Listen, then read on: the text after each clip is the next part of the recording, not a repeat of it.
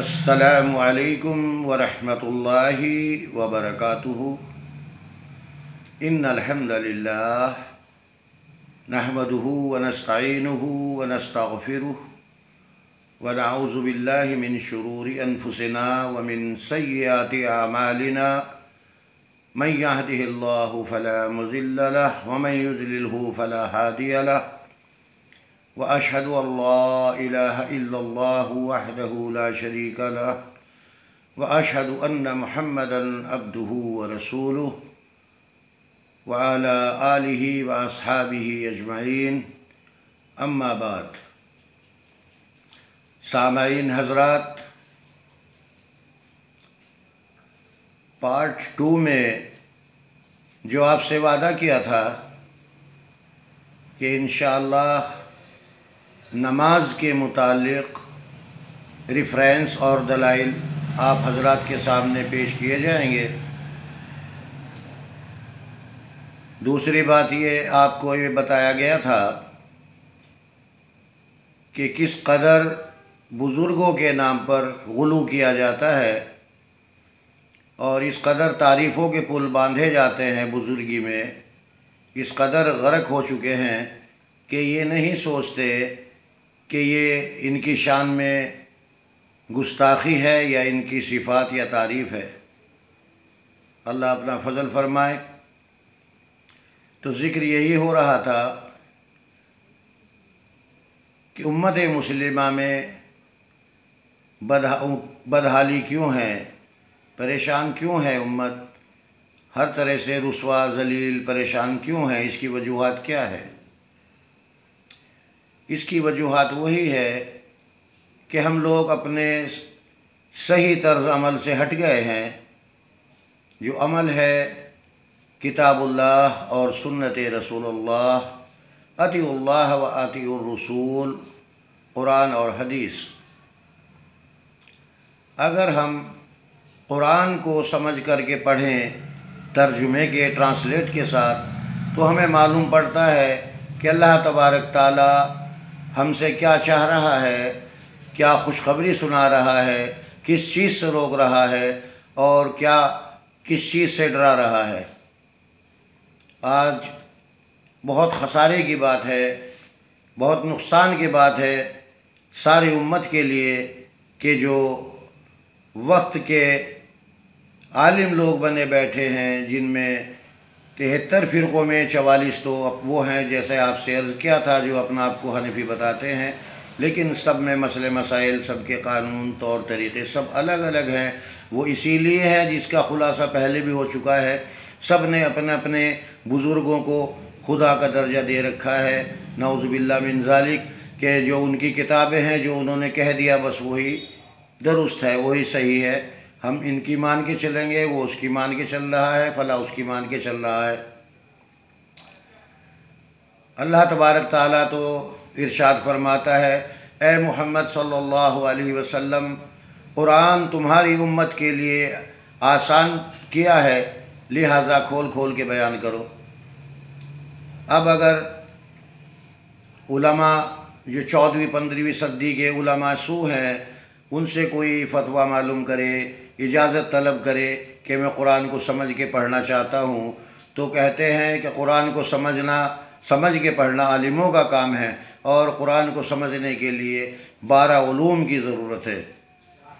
اب بلا سوچنے کی بات ہے کہ وہ کون سے علوم ہیں جو نبی کریم صلی اللہ تعالیٰ علیہ وسلم کو اللہ تبارک تعالیٰ نے نہیں بتائے، خلفائے راشدین کو نہیں پتہ تھے، سلف صالحین کو نہیں پتہ تھے، اور ان کے پاس کون سی کہاں کی وحی آ گئی۔ اگر دریافت کرتے ہیں وہ علوم کیا ہے تو معلوم بتاتے ہیں کہ ایک علوم کو سیکھنے کے لیے 12 سال لگتے ہیں۔ اب بڑے دکھ اور افسوس کی بات ہے کہ 12 علوم اگر سیکھے گا تو عمر کتنی چاہیے؟ 144 سال۔ کس کی ہوگی؟ اتفاقاً بل اتفاق کسی کی ہو بھی جائے تو وہ اس پہ عمل کب کرے گا؟ کون سی زندگی میں اس پہ عمل کرے گا؟ یہی سوال اس کا ہے کہ احادیث نبوی صلی اللہ علیہ وسلم آج موجود ہے، بخاری شریف، مسلم شریف، ابو داؤد شریف، ترمذی، ابن ماجہ وغیرہ۔ اگر فتویٰ لینا چاہیں کہ ہم ان کا مطالعہ کرنا چاہتے ہیں تو کہیں گے نہ، بالکل ہاتھ مت لگانا، گمراہ ہو جاؤ گے۔ استغفر اللہ، استغفر اللہ۔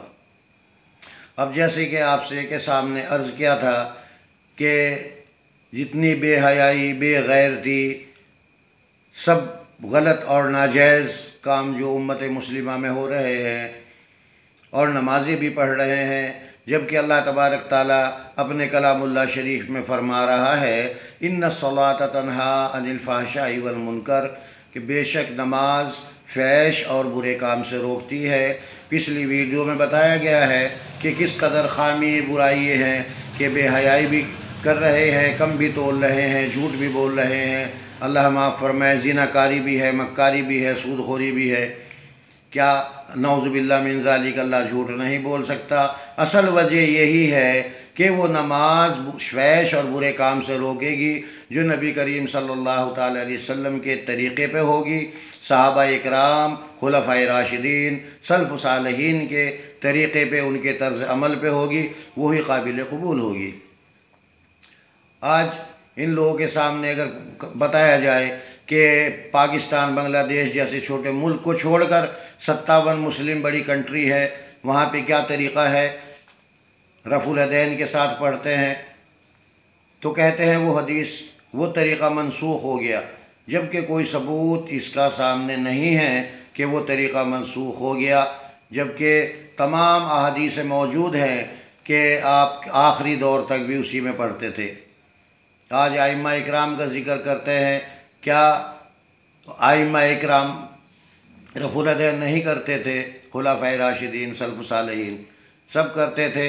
نبی کریم صلی اللہ تعالی علیہ وسلم جب نماز کے لیے کھڑے ہوتے تھے، دل سے ارادہ کرتے تھے، کاندھوں تک یا کانوں کی لوہ تک ہاتھ اٹھا کر کے آپ سینے پہ باندھ لیا کرتے تھے، آپ سینے پہ باندھ لیا کرتے تھے، اور اس کے بعد ثنا پڑھتے اور سورہ فاتحہ پڑھتے، اور اس کے علاوہ دوسری سورت پڑھنے کے بعد رکوع میں جانے سے پہلے رفع الیدین کرتے، رکوع سے کھڑے ہونے کے بعد سمیع اللہ لمن حمدہ، ربنا لک الحمد کے بعد حمدن کثیرا طیبا مبارکا فیہ، اس کے بعد آپ رفع الیدین کرتے اور سجدے میں جاتے۔ اور تیسرا رفع الیدین جب ہوتا ہے جب 2 رکعت کے بعد تیسری رکعت کے لیے کھڑے ہوتے ہیں، کھڑے ہونے کے بعد رفع الیدین کرتے ہیں، پھر ہاتھ باندھ کر کے نماز مکمل کرتے ہیں۔ یہ طریقہ ہمیں بتایا ہے رفع الیدین کی، حدیث موجود ہمارے سامنے ہے۔ صحیح البخاری حدیث نمبر 734، 735، 736، 736، 737، 737، 738 بخاری شریف کی حدیث، 738 اور 739، 739، اور یہی ہمارے پاس سامنے موجود ہے صحیح مسلم شریف کی حدیث، حدیث نمبر 761، 761 اور 762، 762 اور 764 مسلم شریف کی حدیث، 764، 765، 765، 768، 768، 796، 796۔ نماز کے متعلق، رفع الیدین کے متعلق یہ حدیث صحیح مسلم شریف میں موجود ہے، سنن ابو داؤد شریف میں بھی موجود ہے، حدیث نمبر 221، حدیث نمبر 222، حدیث نمبر 223، حدیث نمبر 200، معاف کرنا، سنن ابو داؤد میں حدیث نمبر 721، 722، 723، 726، 721، 722، 723، 726 اور 741، 741، 742، 742، 744، 744، 745، 745، 761، 761، 900، 957 یہ سنن ابو داؤد شریف کی صحیح حدیث ہے. سنن ترمذی شریف کی حدیث ہے 255 255 256 256 304 304 3433 3433. سنن نسائی میں بھی موجود ہے الحمدللہ. حدیث نمبر 1064 1064 1068 1068 1094 1094 1190 1190. یہ سنن ترمذی شریف میں حدیثیں موجود ہیں نماز کے متعلق. اس کے علاوہ سنن ابن ماجہ کے اندر بھی حدیثیں موجود ہیں نماز نبوی کے متعلق. حدیث نمبر ہے 858 858 859 859 859 862 862 863 863 8664 864 اور 866 866 867 867 868 868 869 869 اور 1061 1061. یہ سنن ابن ماجہ کی حدیث میں موجود ہے. یہ ریفرنس موجود ہے، لیکن یہ ریفرنس کیسے دیکھ پائیں گے؟ آج ہمارے پاس 20,000 30,000 50,000 80,000 کے موبائل موجود ہیں، اور اگر ہم چاہیں کہ حدیث مبارکہ کی کتابیں ہمارے گھر میں موجود ہوں تو وہ نہیں ہوں گی. ہمارے پاس موجود وہ کتابیں نہیں ہوں گی. 5-6 ہزار روپے میں مل جاتی ہیں. نئی دلی فرید بک ڈیپو سے بخاری شریف ہے الحمدللہ 10 جلدوں میں موجود ہے. عربی میں ہوتی ہے لیکن ٹرانسلیٹ ہوتا ہے، ساتھ ساتھ تفسیر بھی ہوتی ہے. آپ چاہے اردو میں حاصل کر لیں، ہندی میں حاصل کر لیں، اس کا ٹرانسلیٹ انگریزی میں بھی ہوتا ہے. چاہ سے راہ ہے. اگر چاہتا ہے کوئی کہ میری اصلاح ہو اور حق کی تلاش کرتا ہے تو انشاءاللہ اللہ اس کی مدد کرتا ہے اور راستے کھلتے چلے جاتے ہیں. آج ہمارے گھروں میں کتابیں ملتی ہیں. بہشتی زیور ہے جی، اور جو جس بزرگ کو ماننے والا ان بزرگوں کی کتابیں جیسے فضائل اعمال، فضائل صداقات ہیں، یہ کتابیں موجود ہیں. تبلیغی نصاب، بہشتی زیور. جبکہ اللہ تبارک تعالیٰ سورہ بقرہ آیات نمبر 79 میں ارشاد فرماتا ہے کہ بڑی خرابی ہے ان لوگوں کے لیے.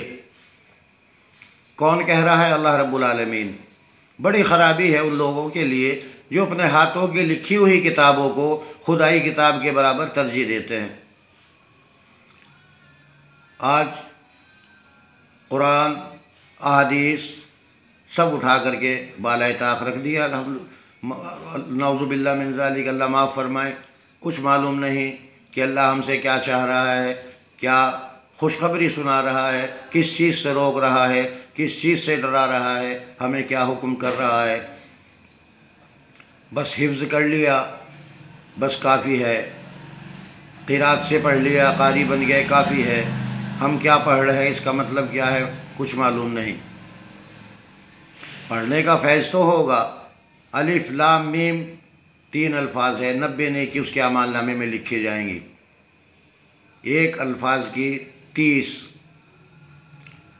آج اس قدر گمراہی میں مبتلا ہیں کہ ہم نے پکڑ لیا ہم فلاں بزرگ کی بات مانیں گے، ہم فلاں جماعت کے پیچھے ہیں، ہم فلاں کے عقائد میں ہیں، ہم فلاں کے مقلد ہیں. اول تو مقلد ہونا ایسا ہے کہ گلے میں پٹا ڈال کے، آنکھوں میں پٹی باندھ کے، جس کے چاہے ہاتھ میں دے دو، لے بھائی چاہے جدھر لے جا. اگر آپ قرآن پڑھیں گے سورہ ابراہیم آیات نمبر 21، آیات نمبر 21 سورہ ابراہیم، اللہ تبارک تعالیٰ ارشاد فرماتا ہے وہ لوگ جو دنیا میں رہبر رہنما سرپرست بنے ہوئے تھے، جب انہیں پکڑ لیا جائے گا تو وہ لوگ جو دنیا میں کمزور تھے، ان کی مان کر گزارتے تھے، وہ ان سے سوال کریں گے کہ ہم دنیا میں تمہاری مان کی زندگی گزاری، اب ہمیں اللہ کے عذاب سے بچاؤ کا راستہ بتاؤ۔ تو وہ لوگ جو دنیا میں رہبر رہنما سرپرست بنے ہوئے تھے، وہ جواب دیں گے کہ اللہ کے عذاب سے بچاؤ کا راستہ اگر ہمیں دکھائی دیتا تو ہم تمہیں بھی بتاتے، لہٰذا اب روئیں، جی جائیں یا صبر کریں برابر ہے۔ یہ ان کا ذکر ہے جو علماء سو ہیں۔ علماء دو قسم کے ہوتے ہیں، ایک علماء حق اور ایک علماء سو۔ علماء حق وہ ہیں جو ہر بات بغیر دلیل، بغیر قرآن حدیث کے ریفرنس کے نہیں کرتے، اور علماء سو وہ ہوتے ہیں جن کے بارے میں بتایا کہ جہنم کا ایندھن ہے، جن سے جہنم کی آگ دہکائی جائے گی۔ وہ علماء سو سنی سنائی باتیں بڑوں سے چلی آ رہی، ایسا ہوتا آ رہا ہے، ہمارے بڑے کیا بے وقوف تھے، ہمارے بڑوں کی تعلیم یہ تھی۔ آج الحمدللہ وہ پرانا دور نہیں رہا، بچہ بچہ ہر چیز پہ غور کرتا ہے، یہ کیوں ہے، یہ کیا ہے، یہ کیسا ہے۔ ہمیں بھی ضرورت ہے کہ ریسرچ کریں، تحقیق کریں اور صحیح راہ اختیار کرنے کی کوشش کریں، برائی سے بچیں، اسی میں دنیا اور آخرت کی فلاح اور کامیابی ہے۔ دنیا کی زندگی چند روز کی زندگی ہے اور آخرت کی زندگی ہمیشہ ہمیشہ کی زندگی ہے۔ دنیا آخرت کی کھیتی ہے، جو یہاں بوئیں گے، جو یہاں پہ عمل کریں گے، وہی آخرت میں کام آنے والا ہے۔ قرآن موجود ہے ہمارے سامنے، ایک ایک الفاظ پہ غور کر کے آپ سنیں تو معلوم ہوگا، ایک ایک الفاظ اگر اس کو پڑھیں آپ ترجمے کے ساتھ تو یہ بھی معلوم ہو پائے گا کہ حقیقت کیا ہے۔ ہم بھی اسی دور میں جی رہے تھے جس دور میں ہمارے دوسرے عزیز و اقارب ہیں، لیکن الحمدللہ ثم الحمدللہ اللہ کا شکر اور انعام ہے، اللہ کا کرم ہے کہ اللہ تبارک تعالیٰ نے صحیح بخاری شریف، مسلم شریف، ابو داؤد شریف، ترمذی شریف، ابن ماجہ وغیرہ جو اصل کتابیں ہیں ان کا مطالعہ کرنے کی اللہ تبارک تعالیٰ نے توفیق دی، اور دعا یہ ہے کہ اللہ تبارک تعالیٰ آخری سانس تک ان پر عمل کرنے کی توفیق مرحمت فرمائے، اور آپ سب کو بھی اللہ تبارک تعالیٰ صراط مستقیم پر چلنے کی توفیق عطا فرمائے، آپ سبھی کا رب العالمین راستہ ہموار فرمائے، اور دلوں کے اندر حق بات جاننے، سننے اور سمجھنے کا اللہ تبارک تعالیٰ شوق اور ذوق عطا فرمائے، اور اللہ تبارک تعالیٰ ہماری اور آپ کی حفاظت فرمائے، اللہ تبارک تعالیٰ شیطان مردود سے اپنا حفظ و امان عطا فرمائے، آمین ثم آمین۔ انشاءاللہ آنے والی ویڈیو میں آپ حضرات کے سامنے ان حدیثوں کا پوسٹ مارٹم کیا جائے گا جو جیب بھرو پیر اور پیٹ بھرو مولویوں نے جھوٹی من گھڑت حدیثیں عوام میں عام کر رکھی ہیں، جو بالکل جھوٹی ہیں اور من گھڑت ہیں، جبکہ نبی کریم صلی اللہ علیہ وسلم کا ارشاد مبارکہ ہے کہ اگر کوئی بات کسی نے میری طرف منسوخ کر کے جھوٹی کہی تو اس کا ٹھکانہ جہنم میں ہے۔ دعا ہے اللہ تبارک تعالیٰ ہمیں کہنے اور سننے سے زیادہ عمل صالح کی توفیق عطا فرمائے، آمین ثم آمین۔ السلام علیکم ورحمۃ اللہ وبرکاتہ۔